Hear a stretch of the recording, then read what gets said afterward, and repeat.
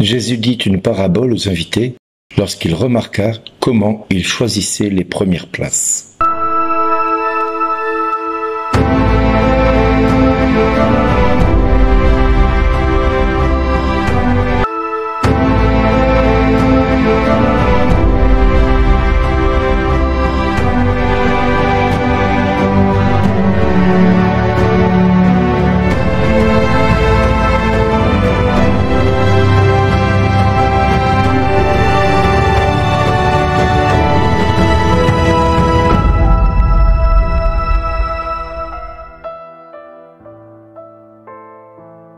Bonjour les amis, Jésus nous donne une leçon un peu magistrale aujourd'hui. Ne cherchez pas la première place. En fin de compte, quand nous sommes invités à des noces, à une cérémonie ou autre, il ne faut pas chercher la première place. Jésus-Christ sait combien nous, les êtres humains, nous avons tendance à chercher en premier lieu les actes publics pour se faire voir, pour se faire remarquer, les rencontres amicales, que ce soit à la maison, à table, chez des amis. On aime bien être à côté de celui qu'on apprécie le plus ou qui a une forte influence dans la société, par exemple. On va essayer de se mettre à côté de lui. C'est naturel chez l'être humain, en tout cas chez le commun des mortels. Quand on rencontre le Christ, eh bien tout cela doit évoluer, tout cela doit changer. Il connaît donc bien notre tendance à nous surestimer, des fois par arrogance, voire pire par orgueil, des fois très mal dissimulé. Alors soyons alertés contre les honneurs trop faciles, trop reconnaissables à vue d'œil. En réalité, Jésus nous invite à avoir une pratique un petit peu de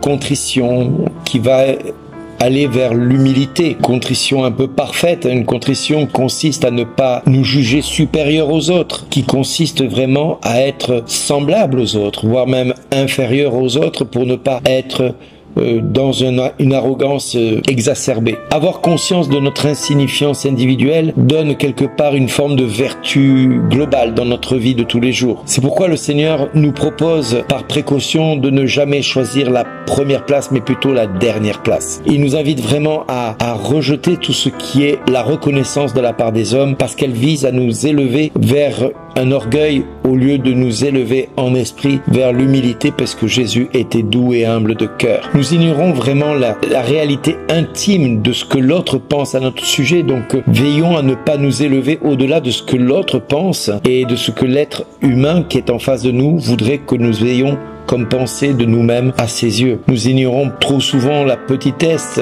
que nous pouvons avoir dans le monde dans lequel nous sommes. Nous sommes des fois considérés comme des êtres insignifiants par le reste du monde et beaucoup de personnes se surestiment et j'aime dire à certains serviteurs et à certaines personnes qui viennent à moi, n'essayez pas d'attendre de moi quelque chose parce que je suis sûr que vous serez un jour déçus de ma part, de ma personne, mais de Dieu vous ne serez jamais déçus. Donc veillez à ne pas m'élever, veillez à ne pas me mettre au-dessus des autres. Je suis un être comme tous les autres et je veille à ce que l'on me considère comme un être humain d'abord et avant tout. Parce que je suis pécheur, parce que je suis un être faible. Et celui qui va céder sa place au profit de quelqu'un d'autre, eh bien je peux vous assurer que bien souvent, nous allons avoir nous-mêmes l'honneur d'être remis en avant par d'autres personnes qui vont dire non, viens ici, ta place elle est ici plutôt que là. Et c'est là où vous allez être accueillis, c'est là où vous allez recevoir l'honneur qui est juste est dû à votre rang et à votre personne. Dans cette même ligne de pensée, quelque part, Jésus nous invite à nous mettre humblement à côté de ceux qu'il préfère, lui, les pauvres, les estropiés, les aveugles, les boiteux, les malades, les pécheurs, en nous mettant à leur hauteur, en nous mettant à leur niveau, jusqu'à nous trouver peut-être au milieu d'eux comme étant de leur nature, en prenant leurs conditions humaines et en reconnaissant ce qu'ils sont aux yeux de Dieu comme supérieurs et bien-aimés de Dieu. Eh bien, nous sommes peut-être à leur côté la tendresse dont ils ont besoin, l'accueil dont ils ont besoin, la reconnaissance dont ils ont besoin, parce que nous allons les mettre à la hauteur que Christ voit en eux. Rappelez-vous ce qu'il s'est passé avec la femme adultère. La femme adultère, tout le monde voulait la lapider. Mais où était l'homme qui était dans l'adultère avec elle? Où était la deuxième personne? Nulle part. C'était qu'elle, et uniquement elle qui allait être condamnée par les hommes. Et voilà que Jésus, même pas regarde la femme, même pas n'émet le moindre regard vers elle, il penche la tête vers le sol et commence à dessiner ou à écrire. Et là, nous avons Jésus qui attend que les hommes, les uns à la suite des autres, comprennent bien ce qu'ils sont en train de faire, que celui qui n'a jamais péché jette la première pierre. Et Jésus va voir ces hommes se dégonfler comme une baudruche, les uns après les autres, et rejeté quelque part cette pierre qu'ils avaient destinée à cette femme et à la lapider selon la loi. Sauf que Jésus est au-dessus de la loi à ce moment-là. Il est la loi lui-même.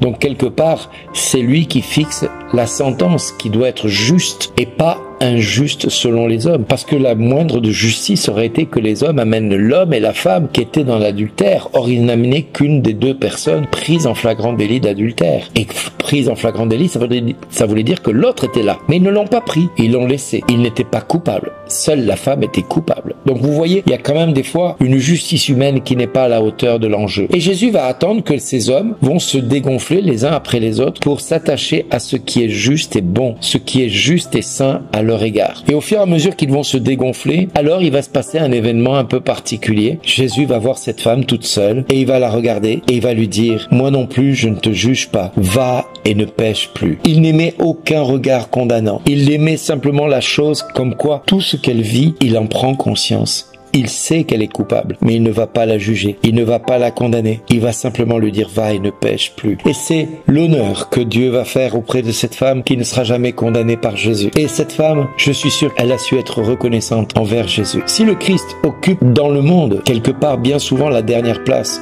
au niveau des honneurs de ce monde, nous le voyons des fois reconnu par les autorités publiques qui acceptent de se mettre à son diapason. Nous voyons par exemple un roi, quand il est couronné, il va s'incliner devant Dieu, et non pas devant l'Église, mais devant Dieu, pour reconnaître que sa souveraineté vient de Dieu et que c'est de lui qu'il tire la gloire et l'honneur. Eh bien, nous avons également ce Christ qui, lui, va s'humilier devant les êtres humains pour lequel le Père donne son Fils. Le Christ, qui est le Fils de Dieu, va lui-même s'humilier devant nous les humains en leur lavant les pieds, pour commencer, mais aussi en montrant de quel amour il les aime. Il n'a pas retenu le rang qu'il égalait à Dieu. Il s'est anéanti, prenant la condition de serviteur. Devenu homme, il a pris leur faiblesse et leurs péchés sur lui, afin qu'il ne meure pas dans l'ignorance de ce sacrifice. Chaque chrétien est appelé à mourir à son humanité pour naître avec le Christ. Alors, honneur à toi, mon Seigneur et mon Dieu, toi qui es glorieux dans ton corps ensanglanté, meurtri par les blessures de l'humiliation, toi qui fus condamné à mort sur une croix, toi qui as porté le bois de la croix, le bois de tous nos péchés sur tes épaules sacrées, toi qui fus conduit de manière inhumaine à un lieu